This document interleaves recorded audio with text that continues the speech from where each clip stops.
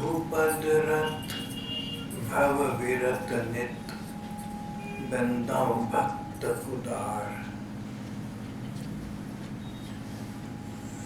3 गुरु शिष्य भक्तों का वृत्तांत। 500 वर्ष पहले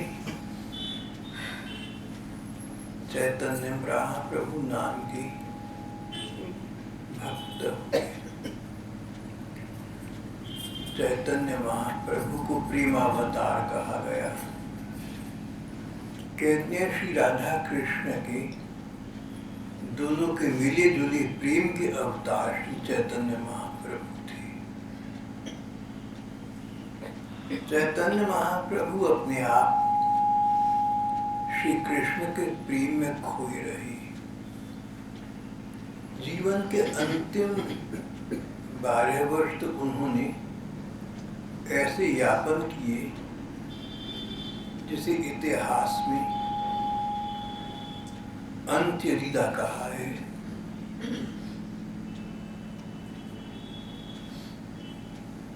अंतर जगत में खोए रहे, बाह्य जगत का बोध न रहा, बाहर के संसार का पता न रहा। खाना पीना हंसना बोलना सब कार्य ऐसे होते जैसे कोई यंत्र करता हो। जैसे कोई टेप रिकॉर्डर बोले तो बोलता तो है, सब सुनते भी हैं, पर टेप रिकॉर्डर का अपने को कुछ नहीं पता कि मैं क्या बोल रहा हूँ। चैतन्य महाप्रभु की लगभग 12 वर्ष इस प्रकार की अंतरदशा में बीती। शरीर धर्म का निर्वाह तो कर रही थी, पर अपने आप उनका मन श्री कृष्ण के भाव में सदा खोया रहता था। चैतन्य महाप्रभु ने अपने संपर्क में आने वाली सैकड़ों जनों का परिष्कार किया, उद्धार किया, सुधार किया। आस्तिक जनों को, दोबारा कहूँगा, जो नास्तिक जन थे, भगवान को मानते नहीं थे, उन्हें अपने वाणी व्यवहार से, अपने उदाहरण से आस्तिक बना लिया। भगवान को ना मानने वाली चैतन्य के जीवन में आई तो भगवान के मानने वाली तो हो ही गए, भक्त हो गए। जो पहले से ही मानते थे भगवान को, साधारण लोग थे, उन्हें भगवान के प्रेम का पथ दिखाया और असाधारण बना दिया। जो सिद्ध लोग थे, जिनका पूरा जीवन, पूरा मन, पूरा समय ठाकुर चिंतन में लगा रहता था, उन्हें सिद्धि की परिणति की ओर लगा दिया। संसार के सब प्रकार के लोगों को उन्होंने अपने व्यवहार से और अपने आचरण से भगवान के प्रति प्रेम मार्ग की और जीव मात्र के प्रति प्यार की और सद्भाव की शिक्षा प्रदान की। चैतन्य महाप्रभु के जीवन में केशव कश्मीरी नाम के एक बहुत बड़े विद्वान आए। केशव कश्मीर बहुत बड़े विद्वान थे। वेद, उपनिषद, पुराण, शेष सभी धर्म ग्रंथ, मानो उन्होंने सब धर्म ग्रंथों का विशद विशाल अध्ययन किया था। इतना कि धर्म ग्रंथ पर बातचीत करो, शास्त्रार्थ करो, तो काशी प्रयाग के बड़े बड़े पंडित उनसे परास्त हो जाते, उनसे जीत नहीं पाते थे। केशव पंडित को इस बात का मन में गौरव था, गर्व था कि मैं विश्व विजयी हूँ, संसार का सबसे बड़ा विद्वान मैं। चैतन्य महाप्रभु से मिली तो आश्चर्य की बात हुई। चैतन्य देव ने पहले तो उनसे कहा कि मैं शास्त्रार्थ करना चाहता ही नहीं, न तो मैं किसी को बहस में हराना चाहता हूँ, न तो मैं शास्त्रार्थ में किसी को पराजित करना चाहता हूँ, और न पराजित करने की मुझ में योग्यता है। मैं तो एक साधारण मानव हूँ। आप जैसे महापुरुषों के मुंह से धर्म ग्रंथ सुने हैं, भला अधिक मैं क्या जानूं।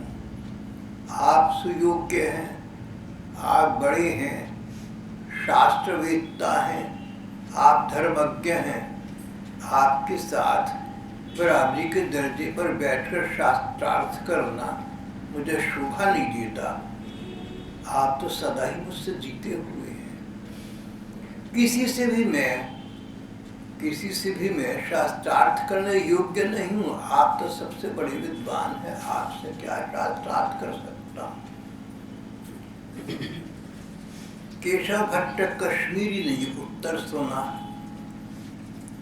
अद्भुत विचित्र लगा उन्हें।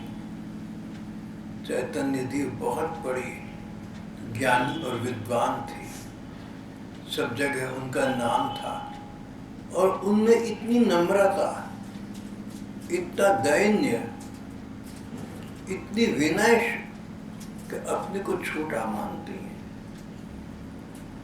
आश्चर्य हुए। मन ही मन मानो उनके चरण प्रणत हो गया। जो व्यक्ति अपने को छोटा मानता है वही तो बड़ा होता है। चैतन्य देव के समकालीन गुरु नानक देव ने एक बार कहा था, जो अपने को माने छोटा वो सबसे बड़ा। मन ही मन केशव कश्मीरी पंडित ने चैतन्य महाप्रभु की महानता को स्वीकार कर लिया, पर उनके साथ शास्त्रार्थ करने का मन इतना बना रहा कि महाप्रभु के साथ उनको इस प्रकार की वार्ता करनी पड़ी। और कुछ नहीं तो केशव कश्मीरी पंडित ने चैतन्य महाप्रभु के सामने, दोनों जने गंगा जी के किनारे बैठी थी। केशव कश्मीरी ने गंगा जी की स्तुति में, गंगा जी की प्रशंसा में 100 श्लोक बोली। उसी समय बनाई, उसी समय बोली। आशु कवि थे, जो मन में आ रहा है सो बोल रहे हैं, और वो काव्यबद्ध है, वो कविता के रूप में है, सफल काव्य है, महाकाव्य है। सो उसी समय बनाकर 100 श्लोक गंगा जी की प्रशंसा में बोले, गंगा शतक। फिर बोले, कह चैतन्य देव, तुम अगर इन श्लोकों की समालोचना कर सकते हो तो कर दिखाओ। समालोचना का अर्थ अच्छी बातें बताओ और बुरी बातें बताओ। इन श्लोकों में क्या कमी है सो बताओ, क्या दुर्गुण है बताओ, और क्या गुण है सो बताओ। छोटी उम्र के चैतन्य देव केशव कश्मीर को प्रणाम कर बोले, भगवान, संसार में मनुष्य की बनाई कोई ऐसी रचना तो हो सकती ही नहीं जिसमें दोनों ना हो। गुण और दोष के संयोग से ही संसार बना है। तो गुण दोष तो कविता में है, पर भला मैं छोटा हूँ, बड़ी बात आपसे क्या कहूँ।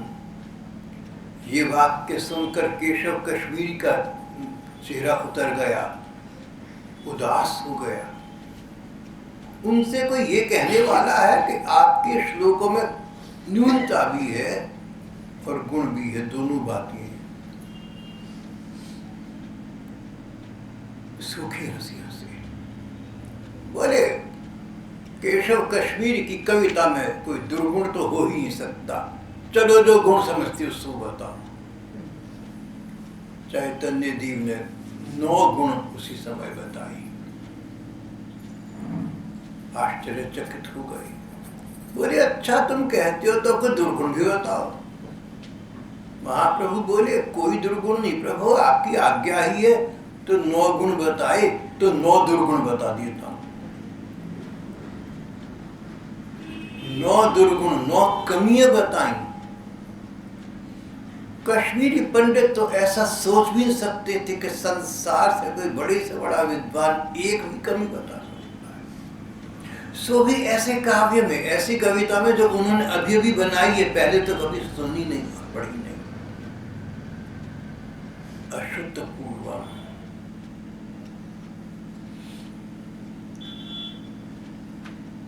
केशव कश्मीरी उस रात सो न सके।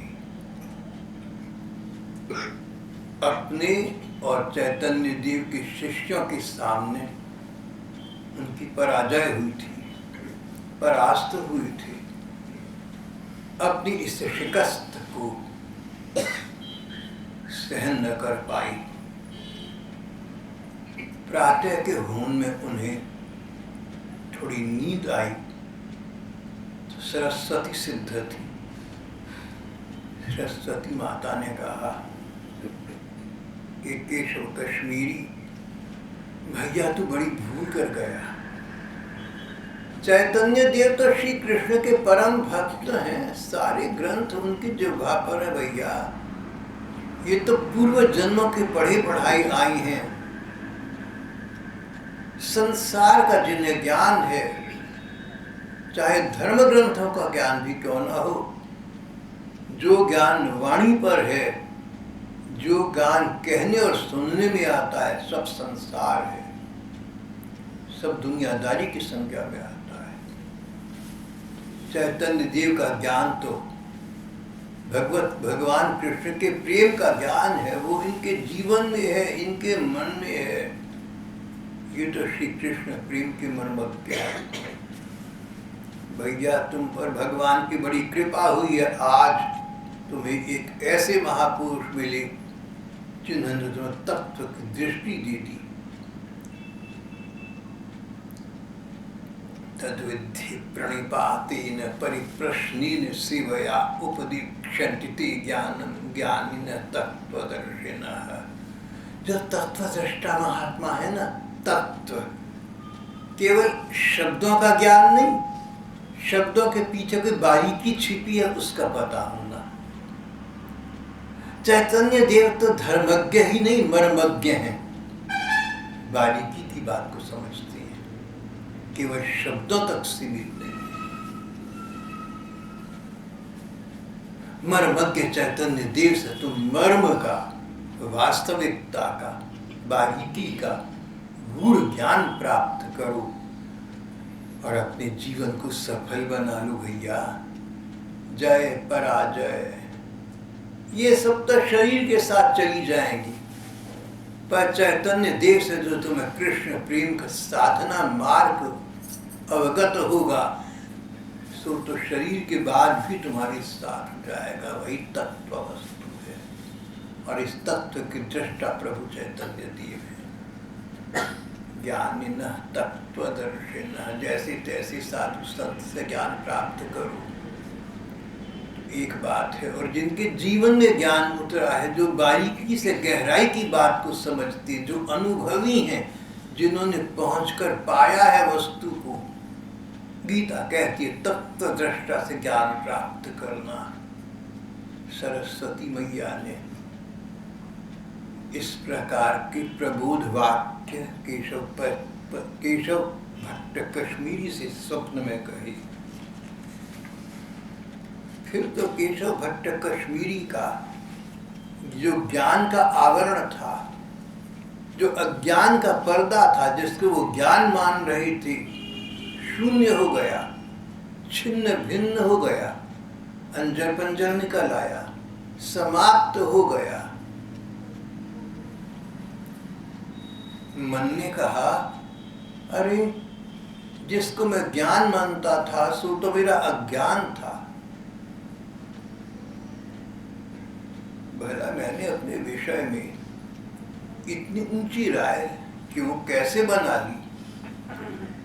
ये तो सरस्वती देवी की कृपा है, विद्या देवी की कृपा है, विद्या देव श्री भगवान की कृपा है, जो आज समय रहते मेरी अंदरूनी आंखें खोल दी, मुझे अंतर चक्षु प्रदान कर दिए, मुझे सच्चे ज्ञान की दृष्टि प्रदान कर दी। समय होते होते सब हो गया। प्रातः काल अभी हो भी न पाया था कि सुबह सुबह विश्व प्रसिद्ध विश्व विजेता हमारी केशव कश्मीरी नंगे पांव भागे हुए प्रभु चैतन्य देव के पास गए, चौड़ में माथा टिका दिया। भगवान, आज मेरा सत्य से दर्शन हो गया, आज मुझे तत्व का बोध हो गया। प्रभु, मुझे मर्म का ज्ञान हो गया, जान गया कि श्री कृष्ण प्रेम ही जीवन की सबसे बड़ी सफलता है और उसे प्राप्त करने का उपाय मुझे आपसे प्राप्त होगा। मैं तो आपके चरणों में आ गया। शिष्यस्ते हम शाधि माम त्वाम प्रपन्नम। आप मुझे श्री कृष्ण प्रेम के पथ का पथिक बना दें, उसका पिपासु बना दें। जो प्रेम गोपिकाओं ने पाया, उस प्रेम को पाने का मार्ग बता दें। जो प्रेम आप चैतन्य देव ने पाया, उस पथ का मुझे पिपासु बना दे। भगवान, मेरा ज्ञान, मेरा अज्ञान, मेरी मोह बुद्धि, मेरा सब कुछ छिन्न भिन्न हो गया, तितर बितर हो गया, समाप्त हो गया। अब मैं अपने सच्चे रूप में स्थित हो गया। अब मैं सच्चा जिज्ञासु बन गया। अब मैं सच्चा ज्ञान प्राप्त करना चाहता हूँ। सच्चा ज्ञान पुस्तकों से नहीं मिलता, जो प्राप्त महाजन है, प्राप्त पुरुष है, उनसे प्राप्त होता है। मैं आपके चरणों में आ गया हूँ। आप मुझे वंचित न करें, मेरी वंचना न करें, आप मुझे तत्व का ज्ञान प्रदान करें। प्रेमावतार प्रभु चैतन्य देव जहाँ उच्च कोटि के उद्भट विद्वान थे, वहाँ बहुत विनम्र व्यक्ति थे। कोई शरण में आ जाए, उसके प्रति भी बहुत विनय का, विनम्रता का भाव रखते थे। संस्कृत की एक कहावत में कहा है कि पेड़ की जिस डाली में फल लगे होते हैं, सो झुक जाती है। पलड़ा तराजू का जो भारी है, सो झुक जाता है। और एक महात्मा कहते थे, एक उर्दू के शेर में उन्होंने कहा कि झुकना जीवन का, जीवित व्यक्ति का लक्षण है। मुर्दा क्या खाक झुकेगा, अकड़ा रहेगा। अकड़ मुर्दे की खास पहचान है, झुक नहीं सकता, मुड़ नहीं सकता। महापुरुषों के सामने झुकना ही जीवन है,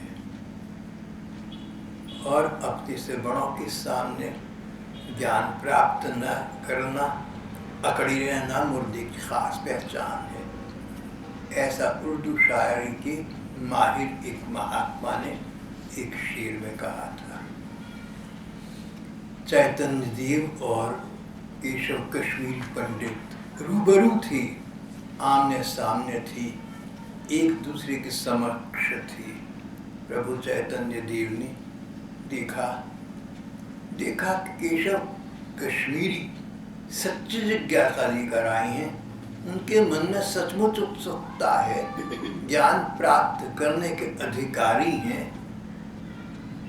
सुपात्र हैं, सुयोग्य हैं।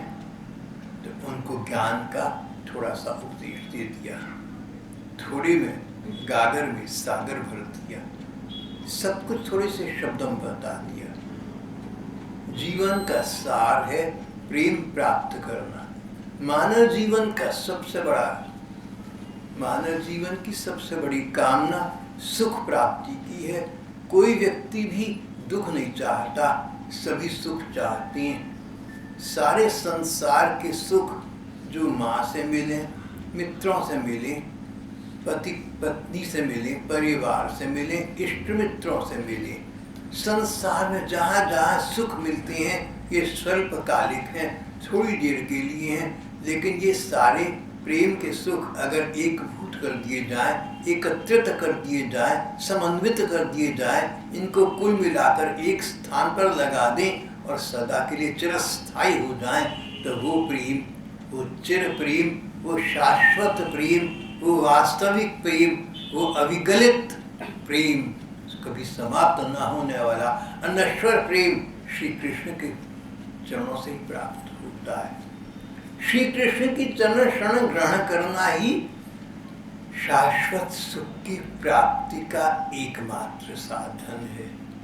तदेव साध्यता, उसी के साथ रखो भैया, उसी के लिए साधना करो, सो ही चाहो तो तुम्हें परम सुख मिलेगा, अक्षय सुख मिलेगा, अमर सुख प्राप्त हो जाएगा। श्री कृष्ण प्रेम, गोपिकाओं वाला प्रेम। चैतन्य देव ने कहा गोपिकाओं वाला प्रेम, नारद जी ने भी कहा था गोपिकाओं वाला प्रेम। अस्त्येवमेवं, अस्त्येवमेवं यथा व्रज गोपिका नाम। प्रेम तो वही है, भगवत प्रेम तो सचमुच ऐसा ही है जैसा वृंदावन की गोपिकाओं का था। और हम अपनी भाषा आज बोले तो हम कहेंगे जैसा गोपिकाओं का था, या फिर जैसा चैतन्य महाप्रभु का था। महाप्रभु ने उदाहरण गोपिकाओं का दिया, विनम्र व्यक्ति थे, अपना न दिया। गोपिकाएं तो दोबारा कहूँगा, गोपिकाएं तो द्वापर युग में थी, गोपिकाएं तो भगवान कृष्ण के अवतारी काल में थी, सो तो थी, पर चैतन्य महाप्रभु तो कलयुग में थे। आज से 500 वर्ष पहले हुए, गोपिकाएं 5000 वर्ष पहले हुई, तब श्री कृष्ण सामने थे। चैतन्य 500 वर्ष पहले हुए, श्री कृष्ण 4500 पहले, 4500 वर्ष पहले संसार से अपने धाम को जा चुके थे भैया। सामने अवतारी कृष्ण के न होने पर भी उन्होंने गोपीवान वाले प्रेम को प्राप्त कर लिया था। इस प्रकार के प्रेम अवतार प्रभु चैतन्य देव को तुम प्रणाम करती है। केशव कश्मीर की समझ में सारी बात आ गई। प्रेम चाहिए परमात्मा का, ये तो सभी धर्म बताते हैं। संसार के जितने धर्म इस कलयुग में बने, चाहे 2000 वर्ष पुराना ईसाई धर्म हो, चाहे 1500 वर्ष पुराना इस्लाम धर्म हो, चाहे 500 वर्ष पहले हमारा अपना सिख धर्म हो, इससे पुराने या इसके बाद के अन्य धर्म हो, सभी धर्म एक ही बात कहते हैं, परमात्मा एक अपने आप में स्वयं परमात्मा ही है, भगवान ही भगवान है, भगवान जैसा कोई दूसरा नहीं हो सकता। उन भगवान का प्रेम प्राप्त करना जीवन है। चैतन्य महाप्रभु ने इसे चरितार्थ कर दिया, करके दिखा दिया। चैतन्य महाप्रभु की अपने जीवन में कृष्ण प्रेम आ चुका था। उन्होंने ये प्रेम, इसको पाने का मार्ग केशव कश्मीरी पंडित को बताया। धन्य है केशव कश्मीरी पंडित जिनकी समझ में बात आ गया। कोई महापुरुष हमें बात समझाई और हमारे समझ में आ जाए, मन मस्तिष्क में घर कर जाए और हम उसको अपने मन जीवन में उतार सकें, तो समझता कि पूर्व कर्म हमारे बहुत ही अच्छे उदित हो गए। अगले पिछले जितने हमारे सत्कर्म हैं, सबका समन्वित फल मिल गया अगर बहुत जनों की वाणी हमारे जीवन में चरितार्थ हो जाए।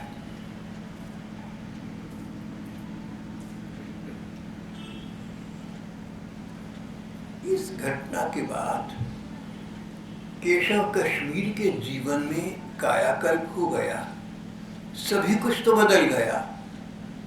अब उन्हें लगा कि बड़ा बड़ा ज्ञान जो उन्हें प्राप्त था, वेदों का, उपनिषदों का, पुराणों का, अन्य धर्म ग्रंथों का, इस सब का लाभ, इस सब का सार तो तभी है जब भगवान के प्रेम को प्राप्त करें, भगवान कृष्ण के प्रेम को प्राप्त करें। नहीं, तो ये सारा तो शास्त्र ज्ञान एक बोझा है।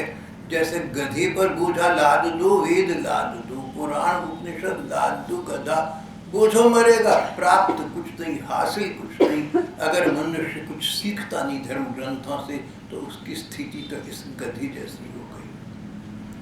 कश्मीरी पंडित सोचने लगे कि आज मुझे तत्व का ज्ञान हुआ, आज मुझे मर्म का ज्ञान हुआ, आज मेरी अंतर चक्षु खुल गए, और आज के बाद सचमुच वो श्री कृष्ण प्रेम में विभोर हो गए, गदगद हो गए, रोमांचित हो गए, उससे अनुभावित अनुप्राणित हो गए।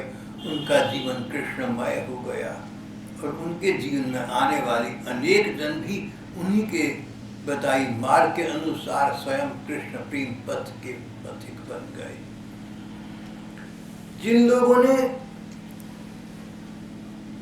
केशव कश्मीरी के कृष्ण प्रेम पथ से लाभ प्राप्त किया, उनकी संख्या भी बाद में अनेक शिष्यों के रूप में हो गई। एक उनके शिष्य हुए फिर भट्ट जी। केशव कश्मीरी का वृत्तांत यहाँ इस समय समाप्त हो गया। अब उनके शिष्य हुए श्री भट्ट जी महाराज। ऐसे शिष्य, बेटा बाप से भी गोरा, कटोरी में कटोरा। अपने गुरु प्रेमावतार प्रभु चैतन्य के बताई मार्ग पर चलकर केशव कश्मीरी ने उच्च प्रेम की प्राप्ति कर ली, और उनके बताए मार्ग पर चलकर उनके शिष्य श्री भट्ट जी ने भी उसी प्रकार के भगवत प्रेम की प्राप्ति कर ली।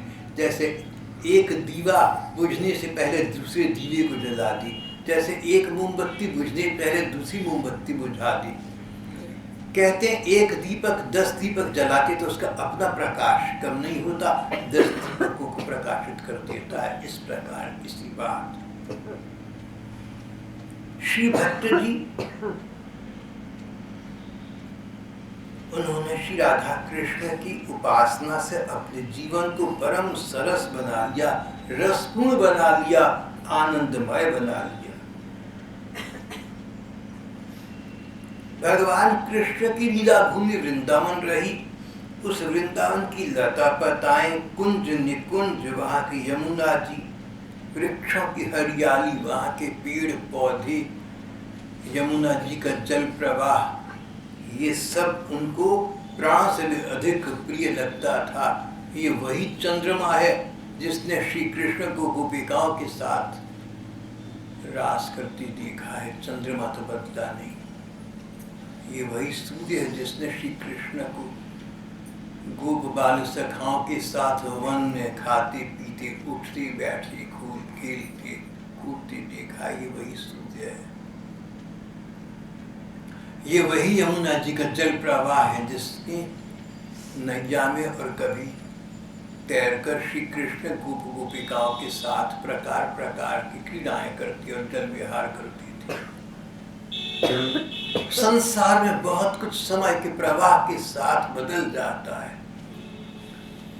जिस तल पर, जिस लेयर पर भगवान कृष्ण नंगे पांव घूमा करती थी, वो लेयर, वो भूमि का तल कदाचित नीचे चला गया होगा, उसके ऊपर और तल बन गए होंगे और लेयर बन गए होंगे। कहीं नीचे तो खैर होगा लेकिन ऊपर और बन गए होंगे। पर चंद्रमा तो वही है जिसकी छिटकती चांदी में गोपिकाओं के साथ श्री कृष्ण ने प्रेम लीलाएं की, रास लीला की। इस चंद्रमा ने वो सब देखा है। ये उसका प्रत्यक्षदर्शी है। ये सूर्य श्री कृष्ण के बाल सखाओं के साथ संपन्न हुई लीलाओं का प्रत्यक्षदर्शी है। सूर्य भी है, चंद्रमा भी है, वही सूर्य वही चंद्रमा। और आज उन सूर्य चंद्र का हम दर्शन कर रहे हैं। मानो एक त्रिकोण बन गया, मानो एक त्रिकोण बन गया। इन्होंने कृष्ण को देखा और अब हम इनको देख रहे हैं। जिन नयन तुम माधव देखे, तुम देखे जनु माधव देखे। सूरदास जी ने गोपिकाओं के मन की स्थिति का वर्णन अपने एक पद्य में किया। सूरदास जी कहते हैं कि गोपियों ने कहा था कि उद्धव तुम कृष्ण के सखा हो, उनके पास से उनका प्रेम संदेश देने के लिए हमारे पास आए। भैया, जिन नयनों से तुमने अभी अभी श्री कृष्ण को देखा, तुम्हारे नयनों में उन श्री कृष्ण की छवि अंकित है और उन्हीं नयनों से तुम हमें देख रहे हो, हम तुम्हारे नयनों को देख रही हैं। ऐसा लग रहा है मानो श्री कृष्ण मिल गए। सूर्य और चंद्रमा को देखकर केशव भारती के शिष्य भट्ट जी इस प्रकार के विचारों में खो जाया करते। भगवान कृष्ण की रस रूप माधुरी में तल्लीन रहते। उन्होंने श्री राधा कृष्ण की भाव नयनों से, मन की आंखों से लीलाएं देखी और जो लीलाएं देखी उनके अनुसार संस्कृत में बहुत सारे श्लोक लिखे, कुल मिलाकर 100 श्लोक लिखे। श्लोकों का शतक बन गया, नाम हो गया युगल शतक। युगल 2 जनी, राधा कृष्ण युगल, शतक 100 श्लोक। श्री राधा कृष्ण के विषय में जो लीला परक 100 श्लोक इन्होंने लिखे सो युगल शतक कहलाती हैं। युगल शतक में श्री राधा कृष्ण के उन दिव्य लीलाओं का वर्णन है जो भट्ट जी ने अपनी खुली या बंद आंखों से, मन की आंखों से या भावनाओं से स्वयं देखी थी, सो लिखती थी। तन्मय होकर उनका गान करते थे। एक बार की बात है, भट्ट जी वृंदावन में यमुना जी के किनारे जहां तहां डोल रहे थे। किनारे दूर तक कुंज निकुंजों पर उनकी निगाह पड़ी। सोचा यहीं इसी यमुना जी के तट पर इसी प्रकार के कुंज निकुंजों में, बाग बगीचों में श्री कृष्ण ने श्री राधिका जी के साथ प्रणय लीलाएं की हैं। गोपिकाओं के साथ रास रस का आदान प्रदान किया है, सब वही तो है। और फिर चैतन्य देव की बात याद आई, सोई लीला श्री हरि करत आजहु नित्य, भागवान कोई पुरख निरख होत कृतकृत्य।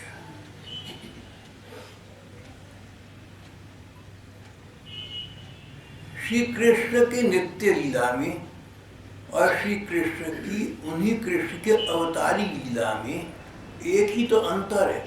अवतारी लीला उसे कहते हैं जो सबके सामने थी, अच्छे बुरे सबके सामने हो रही थी। और नित्य लीला वो जो हो तो आज भी रही है, पर ऐनक चाहिए, निगाह चाहिए, दृष्टि चाहिए तो दिखती है, सबको नहीं दिखती। हो तो आज भी रही है।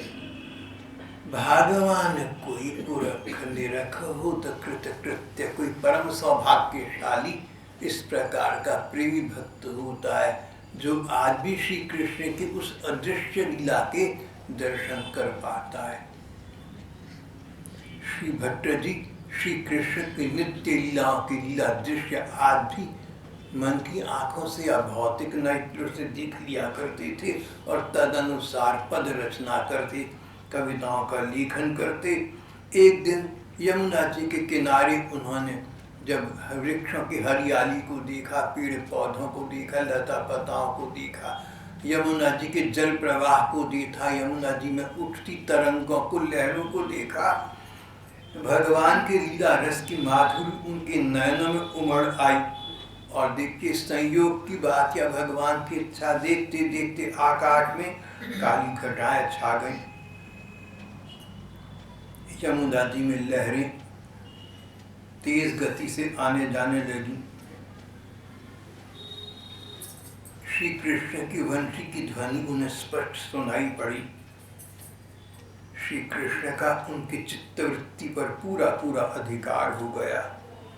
बस अब तो विकल हो उठा, मन व्याकुल हो उठा, कहीं श्री राधा कृष्ण प्रत्यक्ष दृष्टि गोचर हो, मेरे समीप हो, सामने हो और मैं उनके चरणों में अपने को अभी अभी यहीं निछावर कर दूं।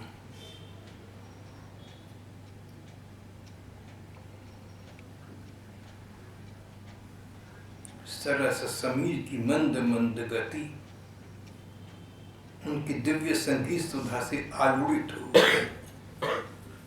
भट्ट जी के प्राण भगवान कृष्ण के दर्शन के लालायित होने लगे। तभी उनके मुंह से एक पद निकला, भीजो कब देखो इन नैना। कब मैं अपनी इन आंखों से आंखों के सामने श्री राधा कृष्ण को वर्षा में हल्का हल्का भीगते देखूंगा। श्यामा जी की सुरंग चुनरी मोहन को उमरैना, मोहन को उपरैना। श्यामा जी की सुरंग चुनरी मोहन को उपरैना। और उनकी इच्छा पूर्ति के लिए श्री रासेश्वर श्री कृष्ण रासेश्वरी श्री राधिका जी के सहित उनके नयनों के सामने प्रत्यक्ष प्रकट हो गए। कदम्ब वृक्ष के नीचे कोटि कोटि कंदर्प लावण्य दुख रास विहारी अपनी प्रियतमा श्री राधिका रानी के कंधे पर अपना कोमल हाथ रखे थे। दोनों अपना सौंदर्य बिखेर रहे थे। यमुना जी के किनारे श्री राधा कृष्ण पास पास खड़े अपनी सुंदरता बिखेर रहे थे। लगता था यमुना जी की जल धाराएं उनके चरण चूमने के लिए उनकी ओर बढ़ रही हैं, पर बीच में बालू थी, रेता था, उन्हें रोक देता। श्री राधा कृष्ण का इस प्रकार का स्पष्ट दृश्य देखकर भट्ट जी को लगा कि आज मेरा जीवन सदा सदा के लिए सफल हो गया। उनका रोम रोम पुलकित हो उठा। मलार नाम के राग में उन्होंने एक पद बोला, श्यामा श्याम कुंज तर ठाड़ी जतन किसी जतन कियो कछु गैना। ये बहुत अच्छी बात है, बहुत बहनों को भाइयों को सब याद है। श्यामा श्याम कुंज तर ठाड़ी जतन कियो कछु गैना। मैंने कुछ यत्न नहीं किया, कोई प्रयत्न नहीं किया, ध्यान नहीं लगाया कि राधा जी कृष्ण दिखे, अपने आप दिख गए।